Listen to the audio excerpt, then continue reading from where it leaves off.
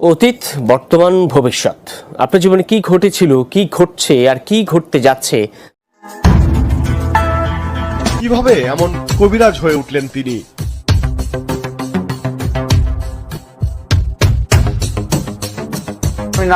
আমি টাকা দিয়ে শিখতাম না, ওই সময় কষ্টটা, আর এখন মানুষের সেবা করি যে আমি, আল্লাহ আমার অনেক ভালো।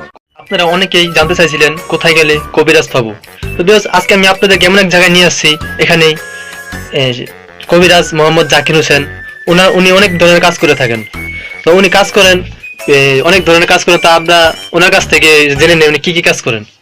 তো চলুন আমরা ওনার কাছে কিছু কথা শুনি।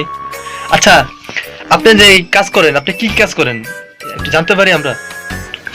আমি এই অসহায় মানুষ যারা অনেক বিভিন্ন রোগ বেমার, সংসারে কাজকর্ম নিয়ে বিভিন্ন কাজে জড়িয়ে যা, হ্যাঁ, তাদের দুঃখ সুখে কিছু সহযোগিতা করার জন্য এই কর্মটা শিখছি এবং এটা করি আর কি। আচ্ছা, তো আপনি এই কাজটা করেন কতদিন যাবত? এটা আমার মা করতো, মার আগে নানাই করতো, নানার পরে আমি করছি। আমি প্রায় 30 বছর ধরে এই কাজটা করি। আচ্ছা, তো আপনি যে কাজটা করতেছেন, আপনার কাছে মানুষ আসে কি আশা নিয়ে, কি ভরসা নিয়ে আসে বেশিরভাগ?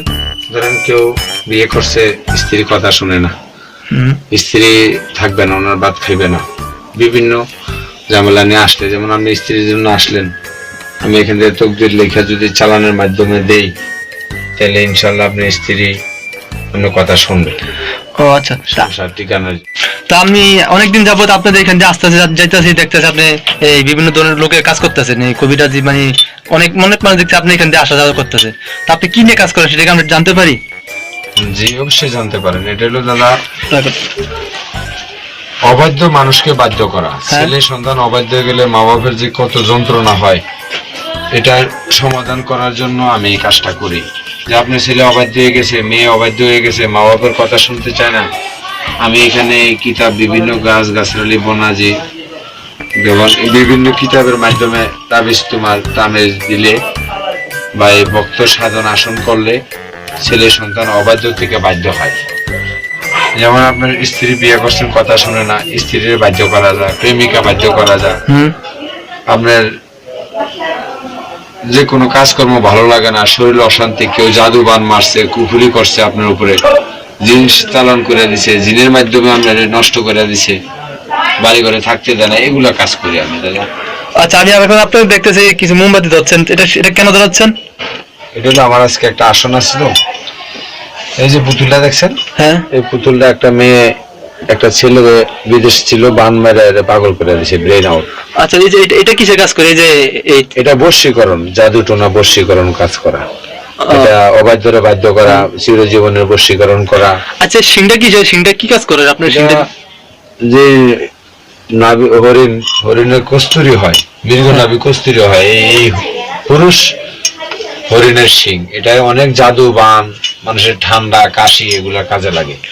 আচ্ছা, যে আপনার সামনে আমি কিছু কিতাব দেখতেছি, এগুলো কিসের কাজ করে? কিতাব দিয়ে আপনি কুফুরি কাজ করে, মানুষের ব্রেন আউট, পাগল করে নিলে বা দেশান্তরী করে দিলে, অর্থ সম্পদের দিকে সবকিছু হারাইয়া ফেলাইলে, কুফুরি যদি কেউ করে তাহলে কুফুরিটা কাটতে হলে কুফুরি কিতাব লাগবে, এই জন্য কিতাবটা। আচ্ছা, তো আপনার এখানে আমি অনেক ধরনের আরো ছবি দেখতেছি, এটা কিসের ছবি আপনার কাছে? এত ছবি কেন? এই ছবিগুলো এখানে রাখছে কেন? এগুলো ওটাও, এগুলো হলো তার রুগী। যেমন আপনি একটা মেয়েরে ভালোবাসেন, ওই মেয়েরে ভালোবাসতে হলে মেয়ের ছবি এক কপি লাগবে, ছেলের এক কপি ছবি লাগবে। আচ্ছা, আপনার কাছে কাজ করতে চাইলে আগে ছবি লাগে না? আগে ছবি হলে ভালো, দূর দূরান্ত থাকলে দাদা ছবিগুলো উঠে না, এগুলো বিভিন্ন রোগীর ছবি, তো আচ্ছা, সমস্যা পেলাম কিছুক্ষণ পরে, এই জন্য এগুলো নামাইছিলাম।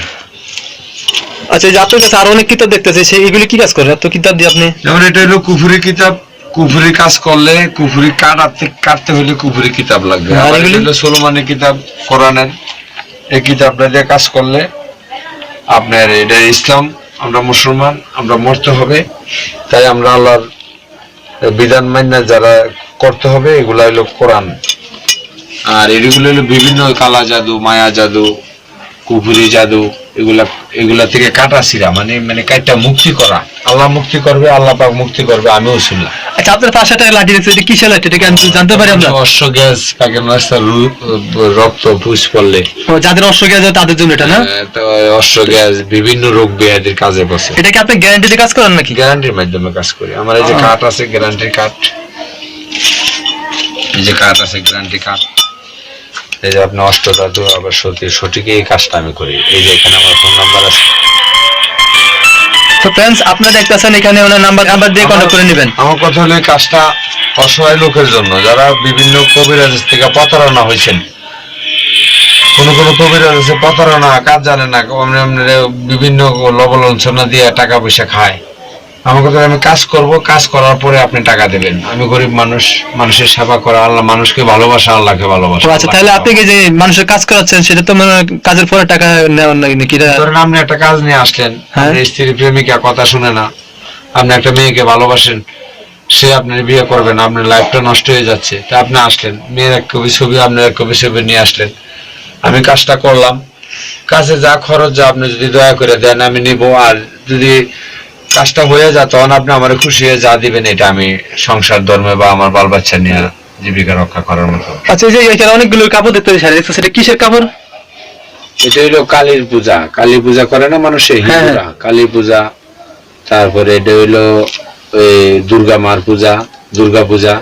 13 জন মার দুর্গা মারে বিসর্জন দিয়ে দেয়, নদীতে ফালাই দিলে আমি মনে করেন সাধন সিদ্ধ করিয়া ওই মারে আর বিসর্জন দেওয়ার পরে আমি আবার এটা নদীর মা গঙ্গী মার থেকে চায়া এটা সাধনের মাধ্যমে এটা আমি উদ্ধার করে আনি, এটা মানব সেবায় কাজে লাগাই।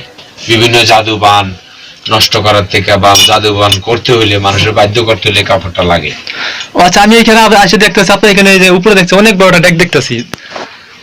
এটা হইলো এই ডেকটা আপনি কি কাজ করেন, মানে কেন ডেকটা তো বড় ডেকে রাখছেন? এটা হইলো ধরেন আমি মানুষের কাজ করতেছি, আমার আপনি টাকা পয়সা খরচ করেন, যেভাবে হোক আমি কাজটা কমপ্লিট করি, করার পর আমার উপকার হয়, বলে আপনি আমার খুশি হয়ে টাকা পয়সা দেন, দিলে আমি এটা আল্লাহর রাস্তায় ডেকে দিয়ে সিন্নি করে মানুষকে আল্লাহর রাস্তায় খাওয়াই দিই।